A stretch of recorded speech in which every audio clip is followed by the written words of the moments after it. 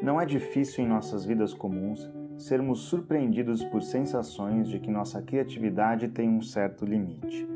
Ou melhor dizendo, que ela parece repetir, mesmo que sem querer, formas, padrões e organizações maiores do que poderíamos evitar, mesmo que quiséssemos. Há olhos e bocas em muitos lugares. O rosto das coisas. Há formas naturais externas que parecem internas. E até movimentos coletivos que são reproduzidos por criarem sensações distintas somente possíveis de experimentar neste formato.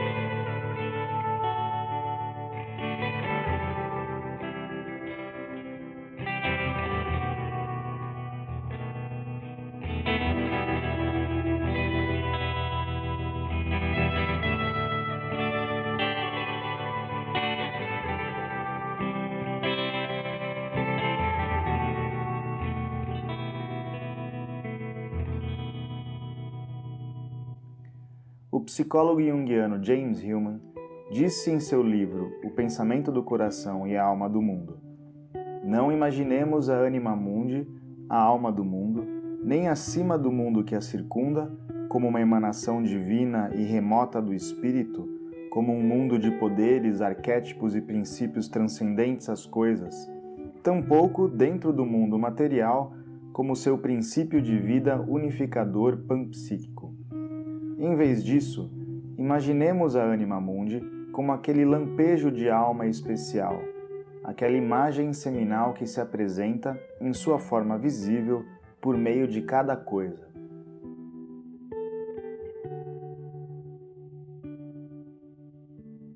E depois acrescentou: o mundo se revela em formatos, cores, atmosferas, texturas, uma exposição de formas que se apresentam.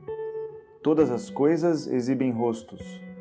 O mundo não é apenas uma assinatura codificada para ser decifrada em busca de significado, mas uma fisionomia para ser encarada.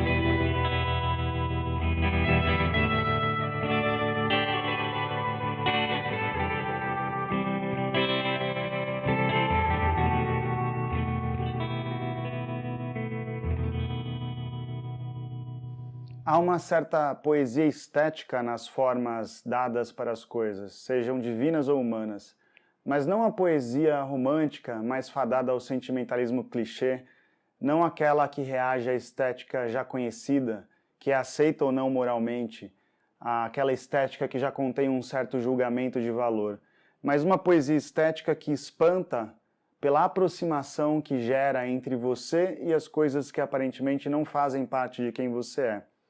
Coisas do dia a dia, móveis, eletrodomésticos, prédios, a grama, árvores, todo um mundo vivo que continua criando sensações e nos provocando, nos dizendo coisas de si e do mundo, mas que parecem apartados somente porque fomos nós que os dominamos ou criamos. Essa é a poesia estética que nos joga, uma vez mais, de volta à participação da vida junto a tudo o que está à nossa volta, e que sugere uma surpreendente percepção de uma ligação ainda desconhecida com o mundo.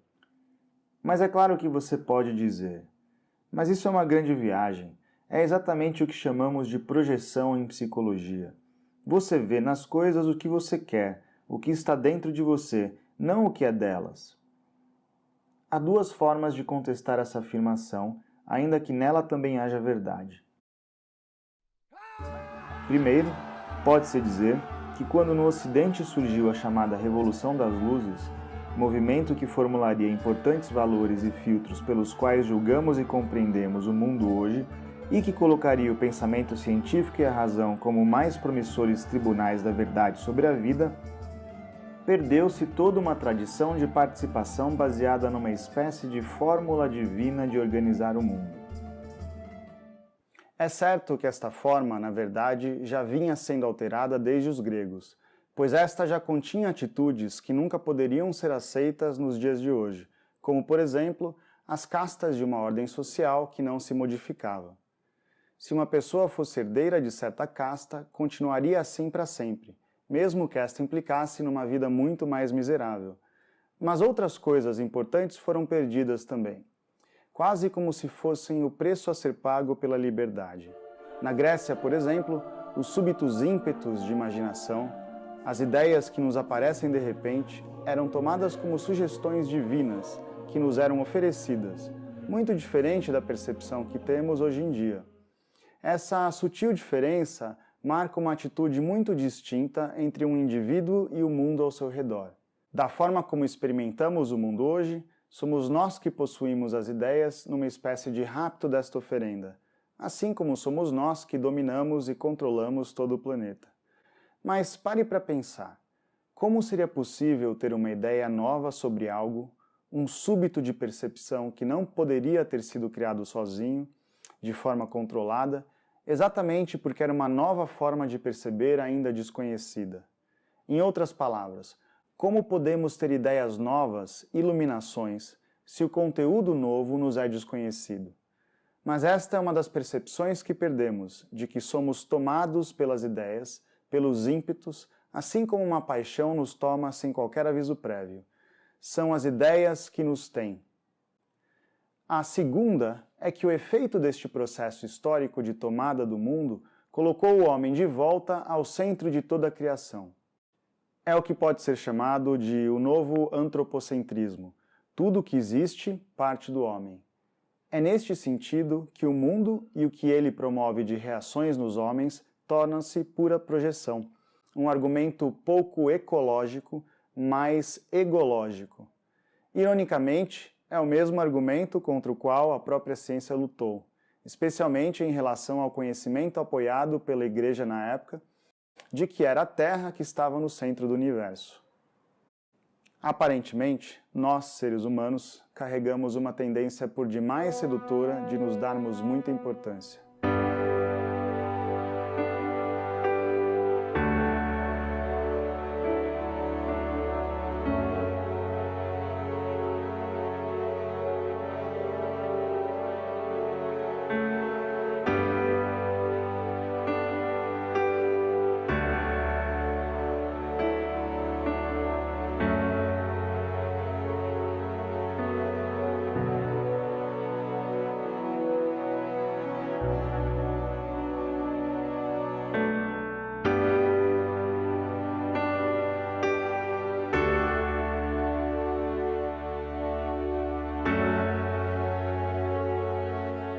E no processo de racionalização da experiência no mundo, onde a completa separação homem-natureza se concretizou, usamos nosso grito de independência contra as crenças religiosas que nos sufocavam de forma irracional, também para nos vangloriarmos deste ato, nos tornando exaltadamente donos de tudo.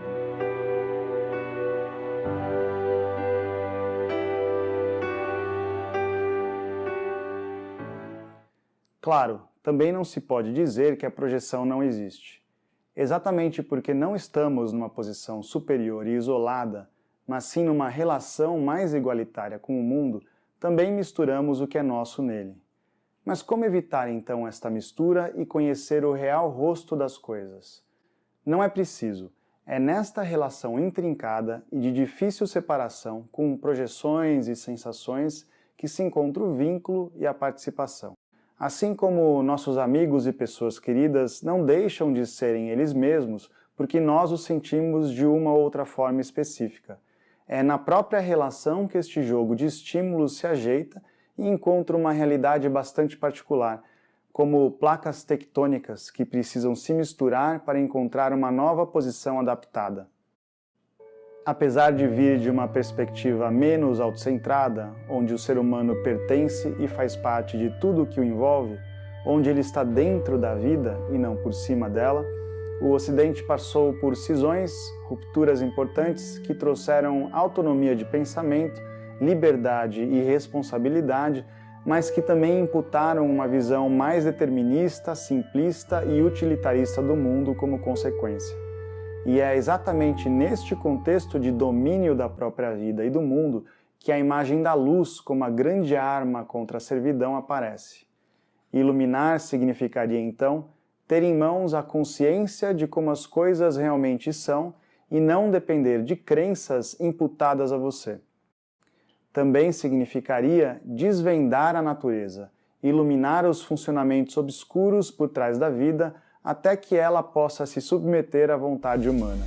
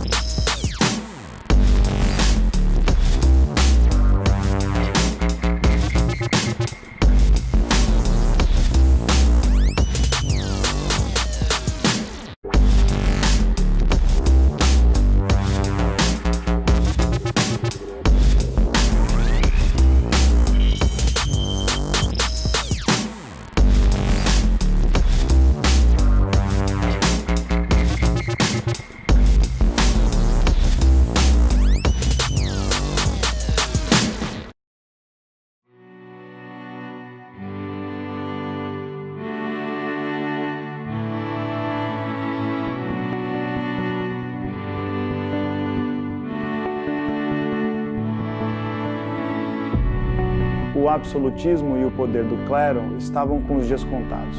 A luz da consciência ganhava força e iniciava uma nova era, pós-Idade das Trevas, seu oposto. Agora as ferramentas da ciência reinariam e dariam o poder de volta a cada indivíduo que se dispusesse a usá-las.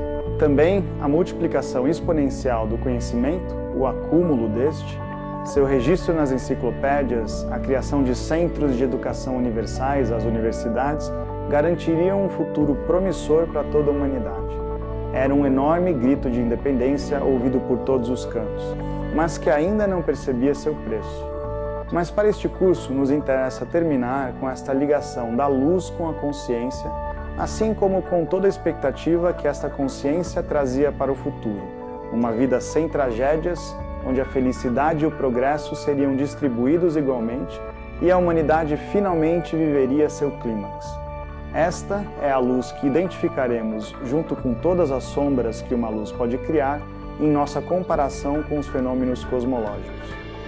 Comecemos então pela luz máxima de nosso jardim cósmico, o centro de nossa vida e existência, nosso Sol.